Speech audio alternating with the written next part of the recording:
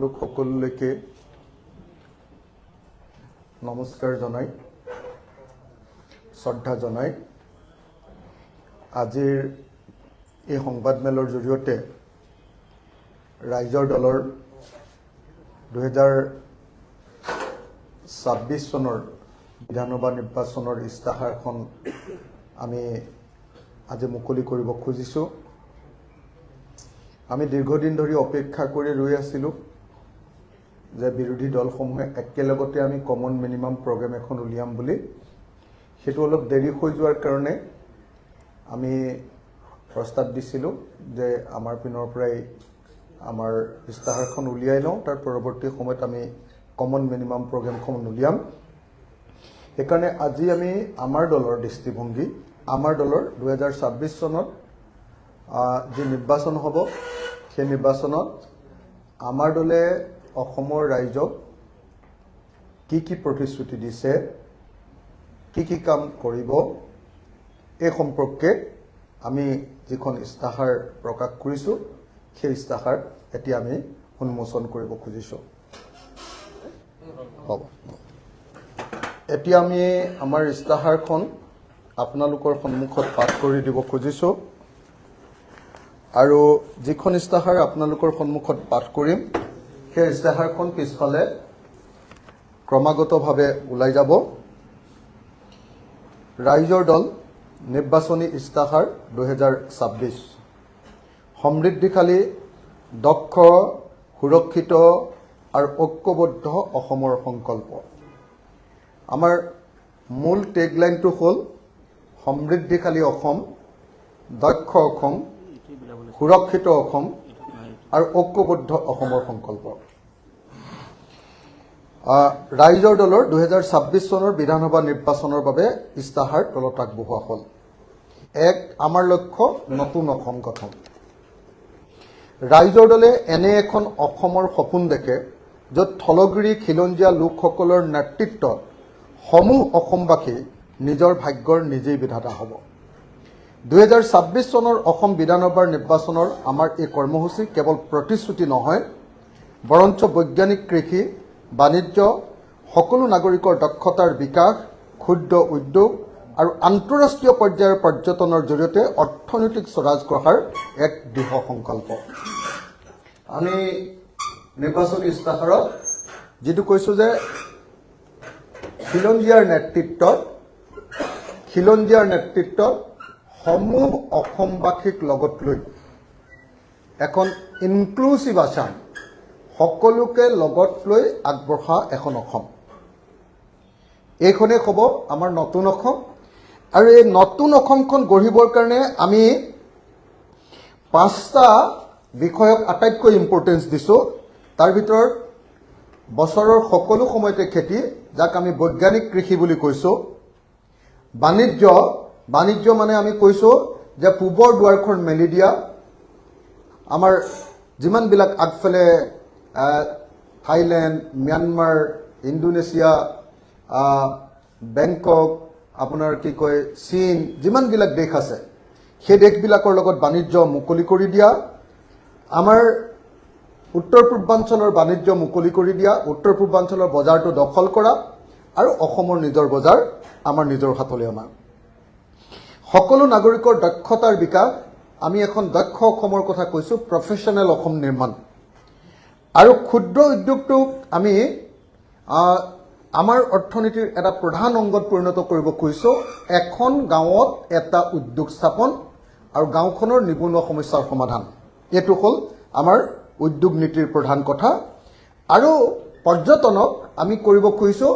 যে আমাৰ পৰ্যটনটোক আন্তঃৰাষ্ট্ৰীয় পৰ্যায়ৰ পৰ্যটনত পৰিণত কৰি অসমৰ মানুহৰ পাৰ কেপিটা ইনকাম আমি কেইবাগুণলৈ বৃদ্ধি কৰিবৰ কাৰণে সিদ্ধান্ত লৈছোঁ। এতিয়া মই আমাৰ দলৰ মূল যিকেইটা কথা সেইকেইটা এটা এটাকৈ পাঠ কৰি দিম, কিন্তু গোটেইখিনি মুঠ পৃষ্ঠা 4টা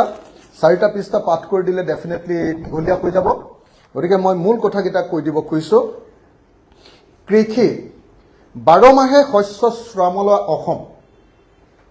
12 মাহে শস্য শ্যামলা অসম। ৰাউণ্ড দ্য ইয়েৰ কৃষি বা গোটেই বছৰটো খেতিৰ ৰাজ্যত পৰিণত কৰাটো হ'ল আমাৰ সপোন।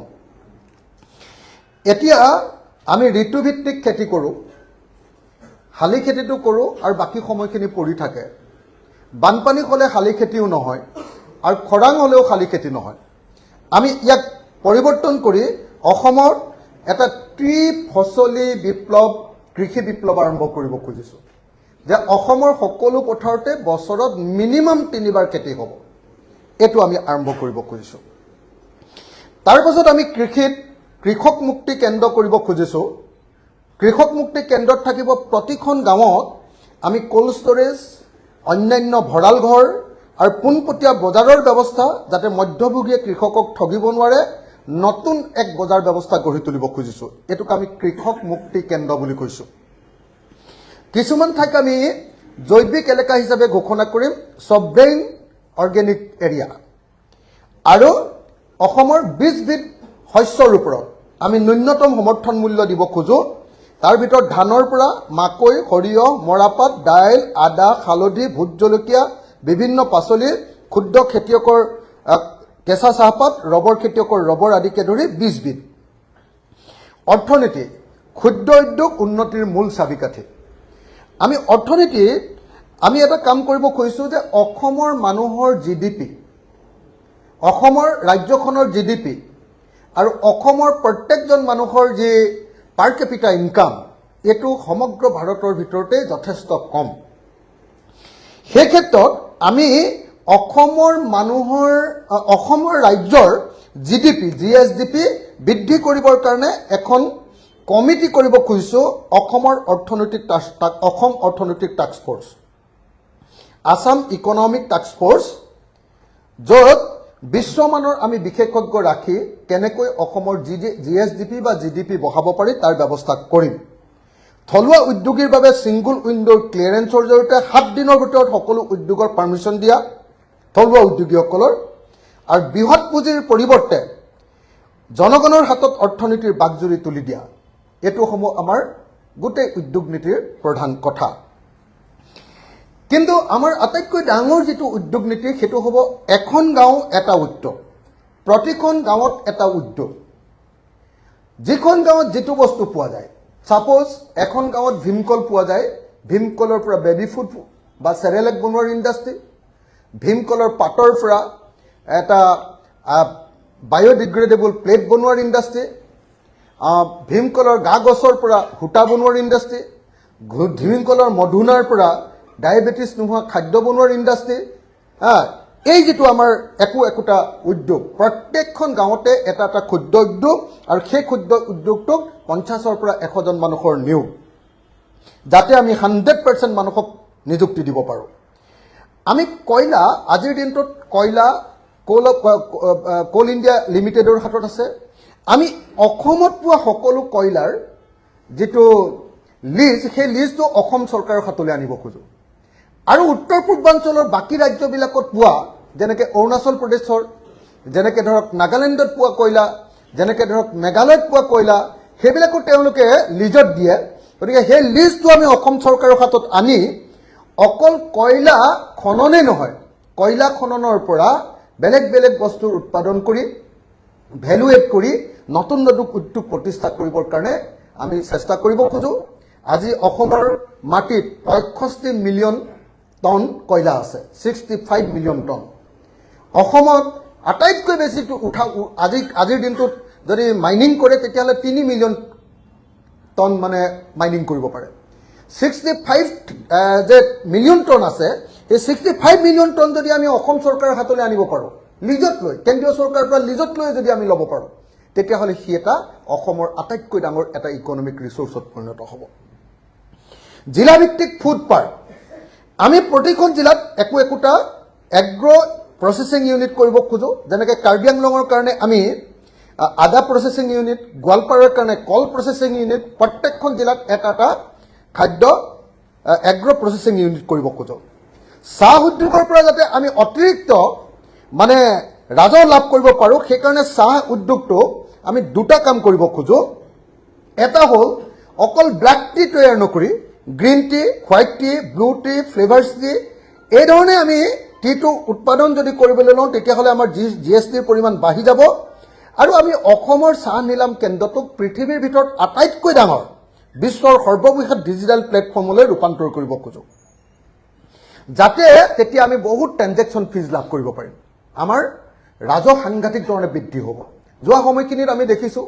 যে আমাৰ ৰাজহ বৃদ্ধি কৰিবৰ কাৰণে কোনো চৰকাৰে কোনো দলে কেতিয়াও কাম নকৰে আমি এতিয়ালৈকে আপোনালোকক যিমান এটা অৰ্থনীতিৰ কথা ক'লো প্ৰত্যেকটোতে ৰাজহ বৃদ্ধি কৰিবৰ কাৰণে কৰা নতুন ইনোভেটিভ নতুন সৃষ্টিশীল নতুন আপোনাৰ কি ক'ব ইনোভেটিভ আমাৰ একোটা বিষয় তাৰ পাছত আমি কৈছো প্ৰাকৃতিক সম্পদৰ ওপৰত ৰয়েলিটি আৰু চেছ পুনৰ নিৰ্ধাৰণ আজি আমাৰ প্ৰাকৃতিক সম্পদৰ ওপৰত অকল 12.5% ৰয়েলিটি দিয়ে 12.5% আমি সেন্ট্ৰেল গভৰ্ণমেণ্টক ফেডাৰেল সিস্টেমটো এনেকে ধৰণে অকল 12.5% কৰি ৰাজ্যখনৰ যাৰ হাতত সম্পত্তি আছে তেওঁক মাত্ৰ 12.5% দিয়াৰ এই কথাটোক আমি পৰিৱৰ্তন কৰিব খোজো চেলেঞ্জ কৰিব খোজো আৰু এই যেটো আপোনাৰ ৰয়েলিটি সিস্টেম হেতু আমি বহাবলৈ কেন্দ্ৰীয় চৰকাৰৰ ওচৰত দাবী উত্থাপন কৰিব খোজো আমি অসমত এটা গ্ৰীণ চেছ লগাব খোজো কাৰণ অসমত জংগল বহুত বেছি আৰু অসমৰ চাহ বাগানবিলাকেও সাংঘাতিক ধৰণে সেউজীয়া এটা আৱৰণ আমাক দিছে গতিকে অসমৰ বনাঞ্চল আৰু চাহ বাগিচাবোৰে যিহেতু কাৰ্বন শোষণ কৰে ইয়াৰ বিনিময়ত আমি উদ্যোগসমূহৰ ওপৰত এটা গ্ৰীণ চেছ সংগ্ৰহ কৰিব খোজো জলবিদ্যুৎ প্ৰকল্পৰ পৰা ৰাজহ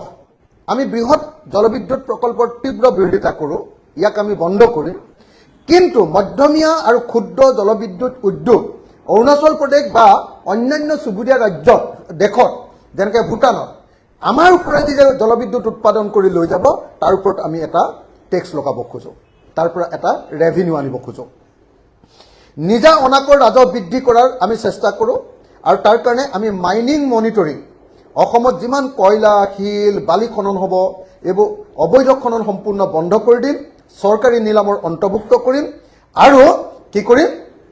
যাতে ৰাজহ ফাঁকি দিব নোৱাৰে নদীৰ বালি খনিজ সম্পদ মাটি শিলৰ 100% যাতে ডিজিটেল নিলাম হয় তাৰ কাৰণে আমি ব্যৱস্থা গ্ৰহণ কৰিম আৰু অসমত আমি এটা নতুন অৰ্থনৈতিক ব্যৱস্থা গঢ়ি তুলিব খোজো বাঁহ অৰ্থনীতি বেম্বো ইকনমি অকল বেম্বৰ পৰা ধুনীয়া ধুনীয়া ফাৰ্নিচাৰে নহয় বেম্বৰ পৰা ঘৰ বনোৱা উদ্যোগে নহয় বেম্বৰ পৰা ইথানল সৃষ্টি কৰি তৈয়াৰ কৰি যেনেকৈ আমাৰ এতিয়া এনআৰএলত সেই কামটো কৰিছে আমি অসমত এটা পেৰেলেল ফুয়েল ইকনমি গঢ়ি তুলিব খোজো আৰু অসমৰ ষ্টাৰ্টআপ বিলাকৰ কাৰণে আমি 5,000 কোটি টকাৰ অসমত বাজেটত প্ৰত্যেকখন বাজেটত আমি 5,000 কোটি টকা ৰাখিম য'ত ষ্টাৰ্টআপ বিলাকে আমি বিনা সুদত তেওঁলোকক আমি ধাৰ দিম বজাৰ দখল এটো 4 নম্বৰ আমাৰ বজাৰ দখল আমি পূবৰ দুৱাৰ খুলি সমগ্ৰ দক্ষিণ পূব এছিয়াৰ বাণিজ্যৰ দুৱাৰমুখ ৰূপে অসমক প্ৰতিষ্ঠা কৰিব খোজো অসমৰ স্থানীয় বজাৰ নাগালেণ্ড অৰুণাচল প্ৰদেশ মেঘালয় আদিৰ চুবুৰীয়া ৰাজ্যৰ বজাৰ আমি দখল কৰিব খোজো আৰু লগতে অসমত সাংঘাতিক ধৰণে আমি অনলাইন ব্যৱসায়ৰো বৃদ্ধি কৰিব খোজো অসম ব্ৰেণ্ডিং অসমত কিছুমান বস্তু পোৱা যায় যিবিলাক পৃথিৱীৰ ক'তো পোৱা নাযায় যেনেকৈ ধৰক জহা চাউল যেনেকৈ ধৰক বৰা চাউল যেনেকৈ ধৰক ব্লেক ৰাইচ যেনেকৈ ধৰক বাও চাউল যেনেকৈ ধৰক কাজি নেমু যেনেকৈ ধৰক গোল নেমু যেনেকৈ ধৰক ভোট জলকীয়া যেনেকৈ ধৰক আমাৰ মৰানাদা এইবিলাকৰ আমি কি কৰিব খোজো অসম ব্ৰেণ্ডিং এটা কৰিব খোজো আৰু এক ইণ্টাৰনেশ্যনেল মাৰ্কেটলৈ আমি নিব খোজো ব্ৰইলাৰ মুৰ্গী কণী দানা উৎপাদন পশুপালন মীন পালনত অসমে ভাৰতৰ 1 নম্বৰ স্থান আমি দখল কৰিব খোজো এইবিলাকত ব্ৰইলাৰ মুৰ্গী যেনেকৈ উৎপাদন কৰিব খোজো তেনেকৈ আকৌ ব্ৰইলাৰ মুৰ্গীৰ দানাও আমি উৎপাদন কৰিব খোজো গাহৰি উৎপাদন যেনেকৈ কৰিব খোজো গাহৰিৰ দানাও আমি উৎপাদন কৰিব খোজো এটো হল বজাৰ দখল 4 নম্বৰ 5 নম্বৰ যেটো আমাৰ মূল এটা বিষয় দক্ষতা পেছাদাৰী অসম নিৰ্মাণ মই সদায় চিঞৰি থাকো আপোনালোকে নিশ্চয় জানে যে আমাৰ ৰাজ্যৰ দলৰ এটা প্ৰধান উদ্দেশ্য হ'ল এখন প্ৰফেশনেল অসম নিৰ্মাণ আমাৰ অৰ্থনীতি আজিৰ দিনটোত ফিউডাল সম্পূৰ্ণৰূপে সামন্তি অৰ্থনীতি আমাৰ প্ৰত্যেকটো কাম এৰাধেৰা আমি ইয়াৰ পৰিৱৰ্তে একদম পেছাদাৰী অসম ৰূপে গঢ়ি তুলিব খোজো আৰু তাৰ কাৰণে আমি এবাৰ অসমত এটা নতুন কনচেপ্ট গোটেই বিশ্বৰ ভিতৰত এটা নতুন কনচেপ্ট আনিব খুজিছো সেই কনচেপ্টটোৰ নাম হ'ল ফিনিচিং স্কুল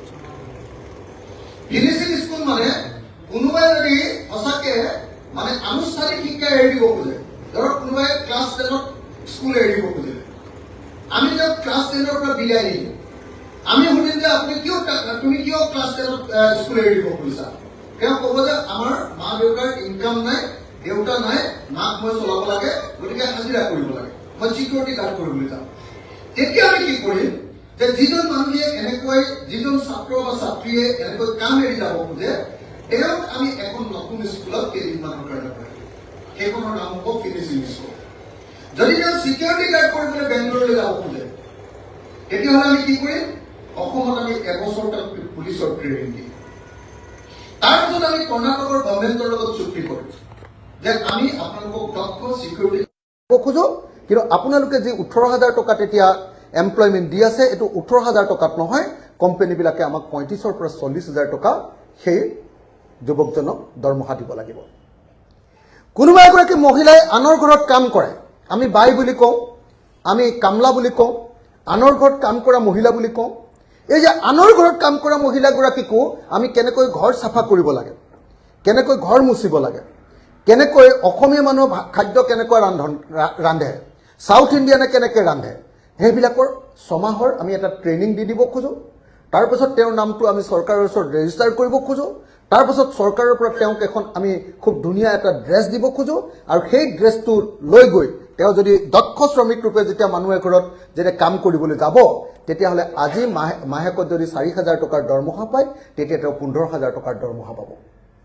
আমি এনেকুৱা 20,000 টকাৰ দৰমহা পাব আমি এনেকুৱা অৱস্থালৈ দক্ষতা লৈ যাব খোজোঁ সাপোজ অসমৰ এজনী ছোৱালীয়ে স্কুল এৰিব খুজিছে যদি তাইক কম বয়সত স্কুল এৰিব খোজে মানে কম পঢ়াত স্কুল এৰিব খোজে তেতিয়াহ'লে তাইক আমি এনজিঅ'ত কাম কৰিব পৰাকৈ তাইক আমি নাৰ্ছ শিকাই দিম নাৰ্ছিং ট্ৰেইনিং দিম যদি তাই তাতকৈ অলপ বেছি দক্ষ তেতিয়াহ'লে তাইক আমি গুৱাহাটীত আহি যিকোনো নাৰ্ছিং হোমত কাম কৰিব পৰাকৈ আমি তাইক নাৰ্ছ শিকাম যদি তাইক দিল্লী বা বেংগলোৰলৈ যাব পৰা অৱস্থা হয় ইংৰাজী আৰু হিন্দী শিকাই দিম তাইক আমি তালৈ নাৰ্ছিং কৰিম আৰু কোনোবাই যদি জাপানলৈ গৈ খুব ভাল ছোৱালীয়ে ভাল নাৰ্ছিং শিকিব খোজে জাপানীজ ভাষা পৰ্যন্ত শিকাই দিম আৰু 2 বছৰ আমি নাৰ্ছিং ট্ৰেইনিং দি দিম আপোনালোকে জানে যে জাপানত আজিৰ দিনটোত এগৰাকী নাৰ্ছে এবছৰ চাকৰি কৰিলে 1 কোটি টকা পৰ্যন্ত উপাৰ্জন কৰে আমি এনেকৈ অসমৰ প্ৰত্যেকজন মানুহৰ দক্ষতা বিকাশ কৰিব খোজোঁ আমি আমাৰ সাৰ্ভিস সেক্টৰটো সাংঘাতিক ধৰণে ওপৰলৈ নিব খোজোঁ হোটেল বিজনেছ সেৱা টুৰিজিম এই গোটেইবিলাকক পৰ্যটন ক্ষেত্ৰটোক আমি অলপ বেলেগ ধৰণে নিব খুজিছোঁ অসম কেৱল ভ্ৰমণৰ ঠাই নহয় বিশ্বৰ ভিতৰত এক অন্যতম আকৰ্ষণীয় পৰ্যটন কেন্দ্ৰলৈ ৰূপান্তৰ কৰাৰ কাৰণে আমি সাধনা কৰিম শিৱসাগৰৰ ঐতিহ্য ক্ষেত্ৰ ৰংঘৰ কাৰেংঘৰ তলাতল ঘৰক ইউনেস্কোৰ মানদণ্ডৰে সংৰক্ষণ কৰি বিশ্ব দৰবাৰত চিনাকি কৰি দিবলৈ চেষ্টা কৰিম অহা মাৰ্চ মাহত আমি আশা কৰি আছোঁ যে ইউনেস্কোৰ ৱৰ্ল্ড হেৰিটেজ সাইটৰ টেন্টেটিভ লিষ্টত আমাৰ শিৱসাগৰে নাম পাব আৰু সেইকাৰণে আমি ভাবোঁ যে শিৱসাগৰক আমি ৰংঘৰ কাৰেংঘৰ তলাতল ঘৰৰ পৰা আৰম্ভ কৰি গোটেইবিলাকক এটা হেৰিটেজ টুৰিজিমত মানে এটা চাৰ্কুলত আমি আনিব খোজোঁ অসমৰ বিভিন্ন জনজাতি আৰু জনগোষ্ঠীৰ জীৱন যাত্ৰা সংস্কৃতি খাদ্যাভাস সাজপাৰক লৈ বিশ্বমানৰ পৰ্যটন কৰি তুলিব খোজোঁ ব্ৰহ্মপুত্ৰ ৰিভাৰ ক্ৰুইজ আমি কৰিব খোজোঁ বেলেগ ধৰণে গ্ৰাম্য হোমষ্টে আমি অতি কমেও অসমৰ মানুহৰ গাঁৱৰ ঘৰত আহি যাতে বাহিৰৰ মানুহে আহি গাঁৱৰ মানুহৰ ৱে অফ লাইফ জীৱন যাত্ৰা যাতে উপভোগ কৰিব পাৰে খেতি যাতে চাব পাৰে আমাৰ সংস্কৃতি যাতে চাব পাৰে তাৰ কাৰণে আমি অন্ততঃ পক্ষে অসমৰ 50,000টা পৰিয়ালক এনেকুৱা হোমষ্টেৰ ব্যৱস্থা কৰি দিব খোজোঁ বিনামূলীয়া গুণগত শিক্ষা আৰু স্বাস্থ্য সেৱা আমাৰ আটাইতকৈ গুৰুত্বপূৰ্ণ এটা বিষয় হ'ল যে আমি কোৱালিটি এডুকেশ্যন দিব খোজোঁ LP স্কুল হিমন্ত বিশ্ব শৰ্মাই গোটেই জীৱন যোৱা 22 বছৰ তেওঁ ৰাজনীতিত আছে তাৰ বেছিভাগ সময় তেওঁ শিক্ষামন্ত্ৰী হৈ থাকিলে কিন্তু আজিলৈকে অসমৰ এখনো LP স্কুলত 5টা শ্ৰেণীৰ কাৰণে 5টা শ্ৰেণী কোঠা নাই এটা হলৰ ভিতৰত 5টা শ্ৰেণীয়ে একেলগতে চিঞৰি থাকে আমি তাক পৰিৱৰ্তন কৰিব খোজোঁ আৰু প্ৰত্যেকটো শ্ৰেণীৰ কাৰণে এটা শ্ৰেণী কোঠা এটা শ্ৰেণী কোঠাৰ কাৰণে এজন শ্ৰেণী শিক্ষক আৰু প্ৰত্যেকজন শিক্ষকক আমি আন্তঃৰাষ্ট্ৰীয় পৰ্যায়ৰ শিক্ষক ৰূপে প্ৰশিক্ষণ দি অসমৰ শিক্ষা খণ্ডৰ এক বৈপ্লৱিক পৰিৱৰ্তন সাধন কৰিব খোজোঁ আৰু সেই শিক্ষাৰ লগত আমি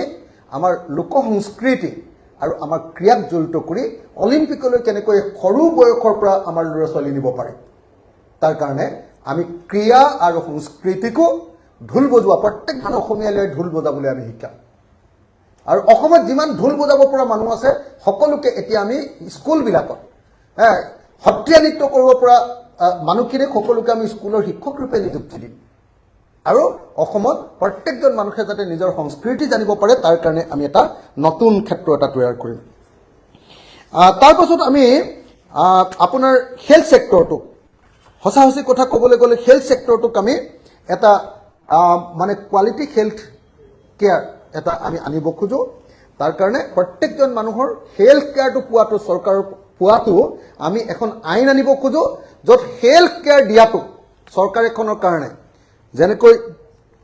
আজি ৰাইট টু ফুড আছে তেনেকৈ ৰাইট টু হেলথ এনেকুৱা এখন আইন আনিম আৰু আইন আনি আমাৰ চৰকাৰে যাতে সঁচা সঁচি ভাল হেলথ কেয়াৰ দিয়ে গাঁৱৰ মানুহৰ পৰা একদম এইমছ লেভেললৈকে যাতে পুৰা ভাল চিকিৎসা দিয়ে তাৰ কাৰণে আমি ব্যৱস্থা গ্ৰহণ কৰিম জাতি মাটি আৰু ভেটিৰ সুৰক্ষা বিদেশী মুক্ত অসম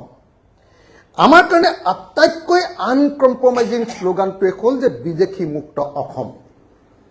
1971 চনৰ 24 মাৰ্চৰ পাছৰ সকলো বিদেশীৰ চিনাক্তকৰণ ভোটাৰ তালিকাৰ পৰা নাম কৰ্তন আৰু বহিষ্কাৰ কৰা হ'ব গেথেলা মাৰি থকা এনআৰচিত কোনো বিদেশীৰ নাম অন্তৰ্ভুক্ত নকৰাকৈ পূৰ্ণাংগ ৰূপত আমি আকৌ প্ৰকাশ কৰিম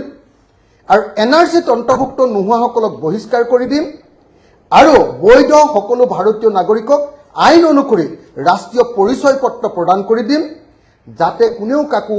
অবাবতে কোনেও কাকো হাৰাশাস্তি কৰিব নোৱাৰে আৰু এই সমস্যা আমি লগে লগে সমাধান কৰি পেলাম ভূমি সংস্কাৰ সকলো খিলঞ্জীয়া ভূমিহীন আৰু পত্ৰাবিহীন পৰিয়ালক অগ্ৰাধিকাৰ ভিত্তিত আমি মাটিৰ পট্টা দিম তদুপৰি চাহ শ্ৰমিকসকলৰ তেওঁলোকৰ বসবাস কৰি থকা লাইনৰ কোৱাৰ্টাৰসহ মাটি আৰু বাগানৰ মাজত দহ মাটিত খেতি কৰি থকা খোলা মাটিৰ আমি মাটিৰ পট্টা প্ৰদান কৰিম লগতে 1971 চনৰ 24 মাৰ্চৰ আগতে অসমলৈ আহি ভাৰতীয় নাগৰিক ৰূপে যিসকলে এনআৰচিত নাম অন্তৰ্ভুক্ত কৰিব পাৰিব তেওঁলোককো মাটিৰ পট্টা দিয়াৰ ব্যৱস্থা কৰা হ'ব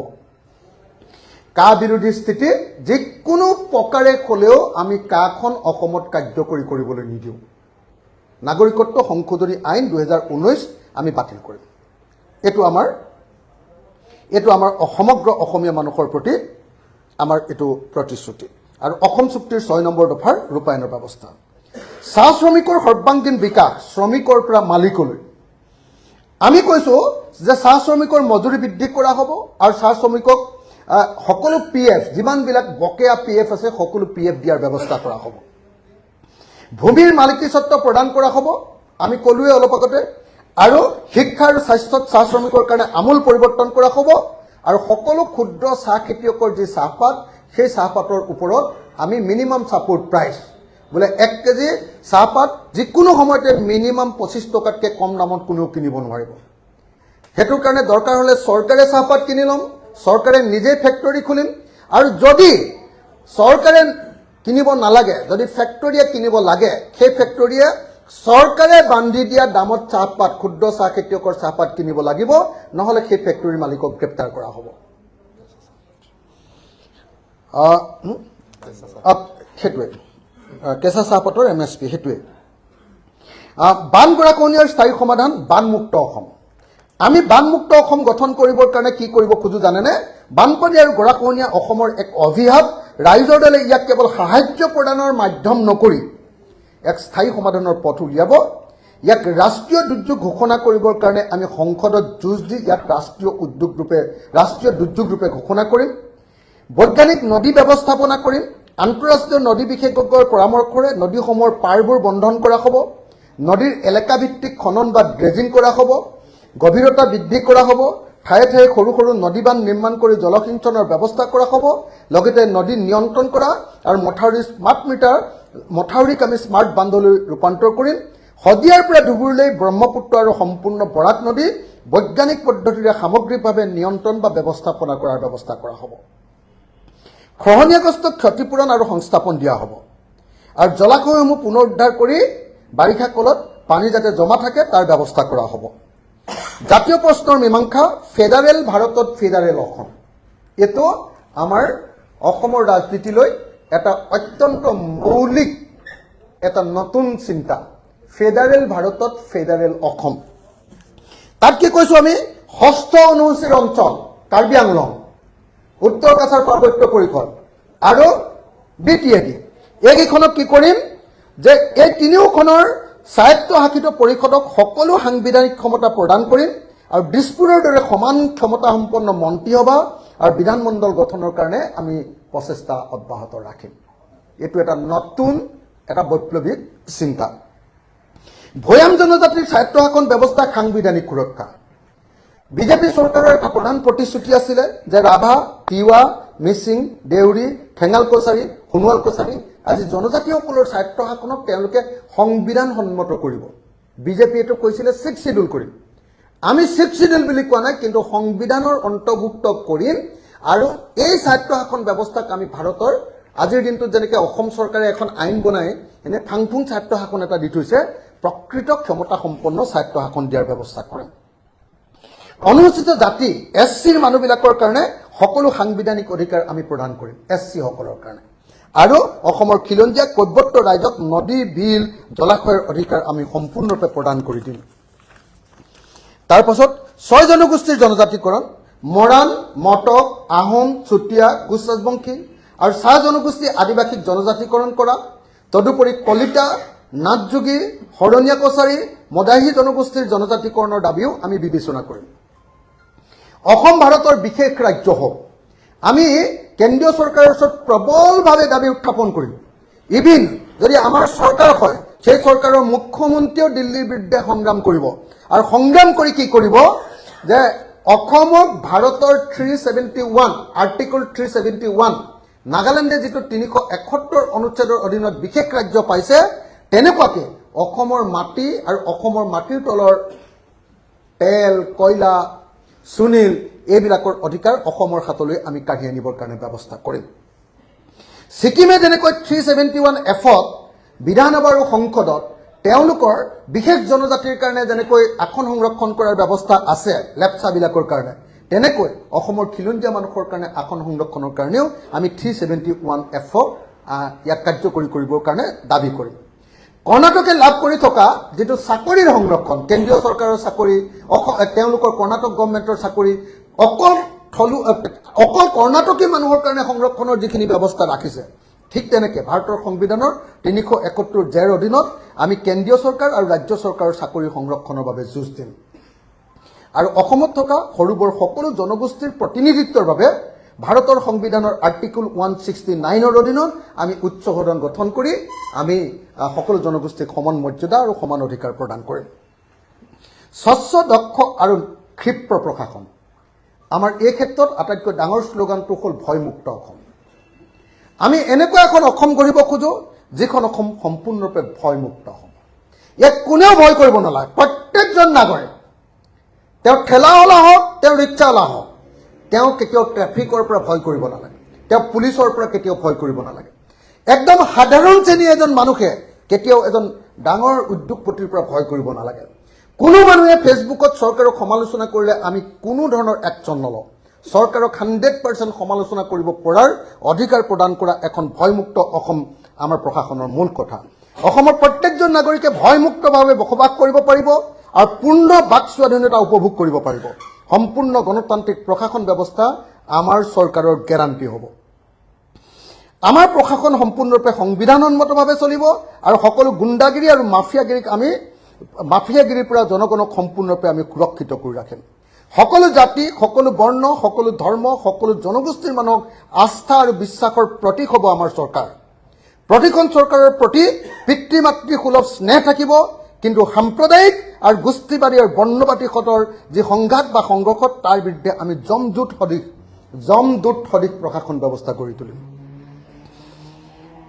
সকলো চৰকাৰী কাৰ্যালয় পুলিচ থানা স্বচ্ছ নিকা দুৰ্নীতিমুক্ত ক্ষিপ্ৰ কাৰ্য সম্পাদনৰ বাবে দায়বদ্ধ হ'ব কৰ্মচাৰী কল্যাণ আমি সকলো চৰকাৰী কৰ্মচাৰীক OPS দিম আৰু সকলো চৰকাৰী কৰ্মচাৰীৰ কাৰণে কাম কৰাৰ পূৰ্ণাংগ সুস্থ পৰিৱেশ দিম আমি বৃহৎ নদীবান্ধ বন্ধ কৰিম নাৰী সবলীকৰণৰ ক্ষেত্ৰত আমাৰ আটাইতকৈ ডাঙৰ কথাটো হ'ল যে আমি অসমৰ আত্মসহায়ক গোটবিলাকক এটা উৎপাদন কেন্দ্ৰত পৰিণত কৰিব খোজো য'ত হিমন্ত বিশ্ব শৰ্মাই আত্মসহায়ক গোটবিলাকক কেৱল ভোট কেন্দ্ৰৰূপে পৰিণত কৰিব খোজে, ভোট লোৱাৰ হাথিয়াৰৰূপে ব্যৱহাৰ কৰিব খোজে। আমি তেওঁলোকক কি কৰিব খোজো যে এটা উৎপাদন কেন্দ্ৰত পৰিণত কৰিব খোজো। আৰু উৎপাদন কেন্দ্ৰত পৰিণত কৰি তেওঁলোকৰ কাৰণে আমি গ্লোবেল মাৰ্কেট এখন, আত্মসহায়ক গোটবিলাকে যিবিলাক বস্তু মানে প্ৰডাকশ্যন কৰিব সেইবিলাকৰ অনলাইন প্লেটফৰ্ম আৰু গ্লোবেল প্লেটফৰ্ম এখন আমি গঢ়ি তুলিম। আৰু 100% মহিলাক আমি মাইক্ৰ' ফাইনেন্সৰ ধাৰ মাফ কৰি দিম। 100% মহিলাক আমি 100% মহিলাক আমি মাইক্ৰ' ফাইনেন্সৰ ধাৰ মাফ কৰি দিম। ক্ৰীড়া নীতি, অসম ক্ৰীড়া মিছন গঠন কৰি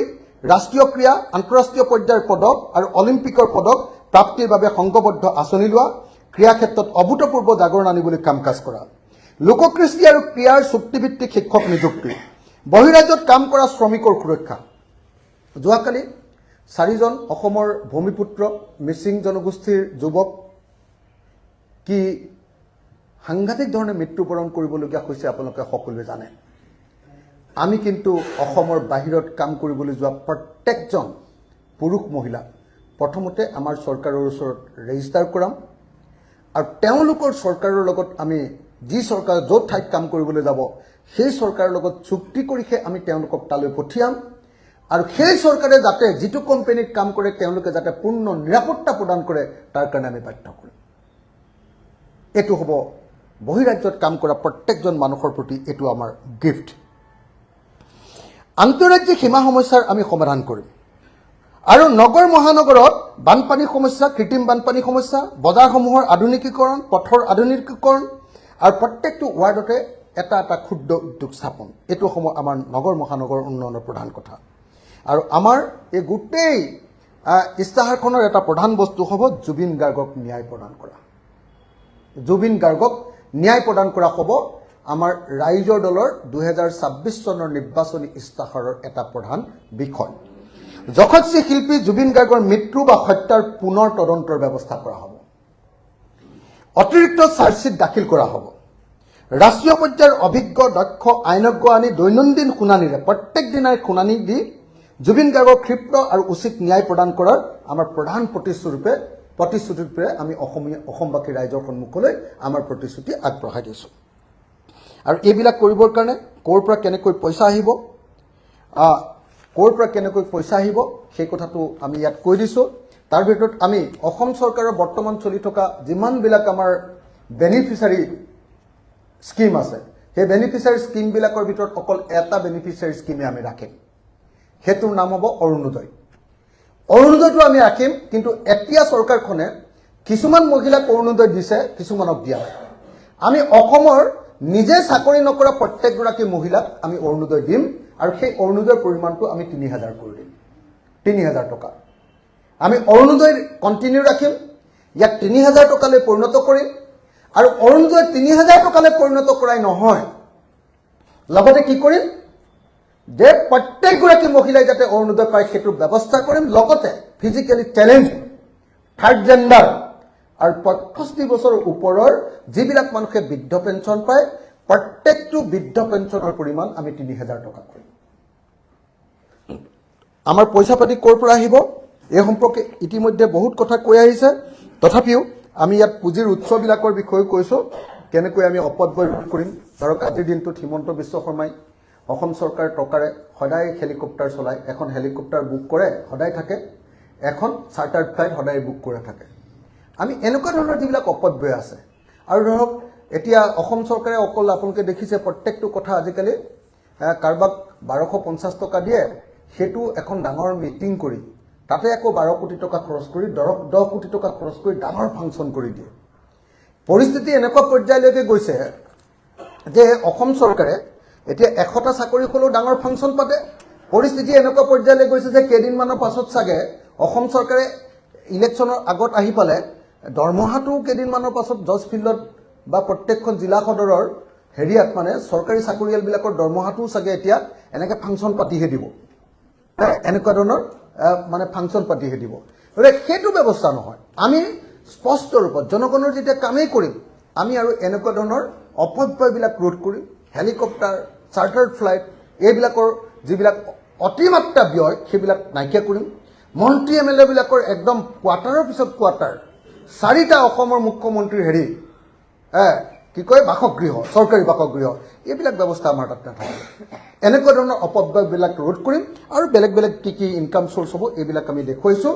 গতিকে মূলতঃ এইকেইটাই কথা কিন্তু মই আপোনালোকক 5টা কথা ৰিপিট কৰি দিব খুজিছোঁ যে আমি অসমখন খিলঞ্জীয়াৰ নেতৃত্বত সকলোকে সামৰি লোৱা অসমত পৰিণত কৰিব খোজোঁ শব্দটো কি কৈছোঁ খিলঞ্জীয়াৰ নেতৃত্বত সকলো জাতি জনগোষ্ঠীৰ মানুহক সামৰি লোৱা অসম নম্বৰ 1 নম্বৰ 2 আমি অসমখনক 5টা কাম কৰি দিব খোজোঁ 5টা কাম 1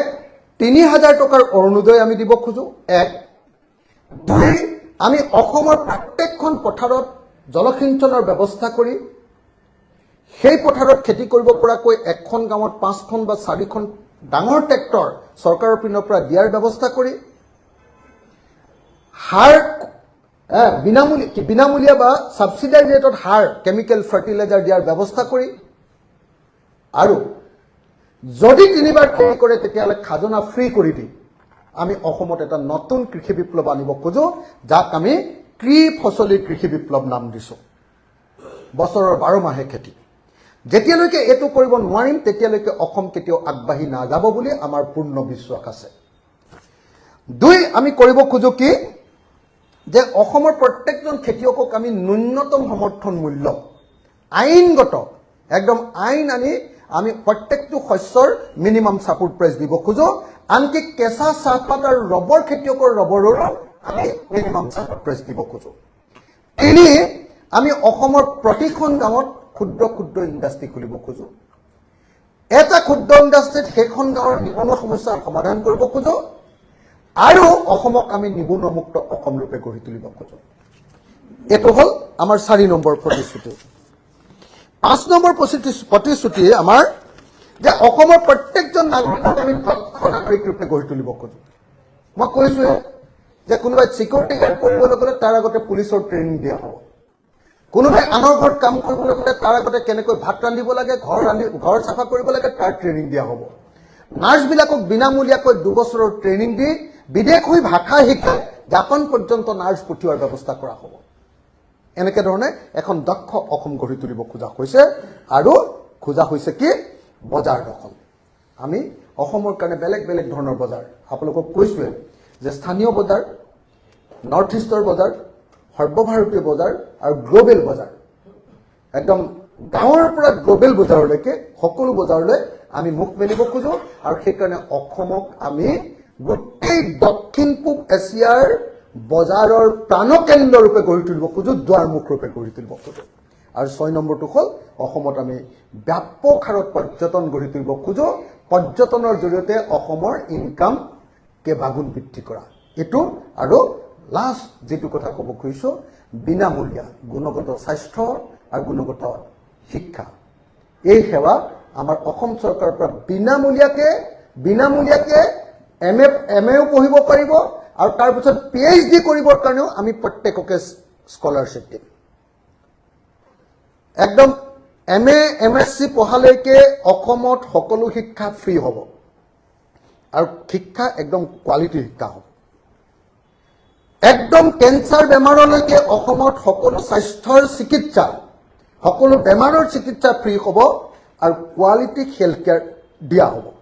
এইটো আমাৰ গ্যাৰাণ্টি এইখিনিয়ে আমাৰ মূল কথা